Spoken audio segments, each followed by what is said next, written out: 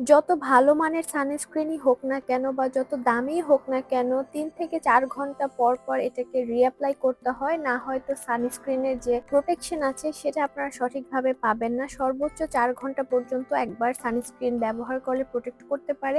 এরপর আপনাকে অবশ্যই রিঅ্যাপ্লাই করতে হয়। তো দেখা যায় মেকআপ অবস্থাতে সানস্ক্রিন রিঅ্যাপ্লাই করাটা খুবই ঝামেলার হয়ে যায়। এছাড়া দেখা যায় আমরা নরমালি রেগুলার যখন বাহিরে যাই, হুট করে একটা সানস্ক্রিন অ্যাপ্লাই করাটা একটু ঝামেলারই। তখন আপনারা চাইলে এই ধরনের স্প্রে ব্যবহার করতে পারেন। এটা মেকআপের উপরে নরমালি স্প্রে করার জন্যই ওরা তৈরি করেছে। তো আপনারা এটা চাইলে নরমালি রেগুলার রিঅ্যাপ্লাই করার জন্য এই ধরনের সানস্ক্রিন স্প্রে গুলো খুব ভালো কাজ করে। এটা কিন্তু 50+ SPF আছে, যেটা খুব ভালো একটা প্রোটেকশন দিতে পারে। এছাড়া এটাতে গ্লিসারিন আছে, হাইলুরনিক অ্যাসিড আছে, যেটা স্কিনটাকে সফট এবং স্মুথ রাখতে সাহায্য করে, সাথে সাথে স্কিনে খুব ভালো একটা হাইড্রেশন দিতে পারে।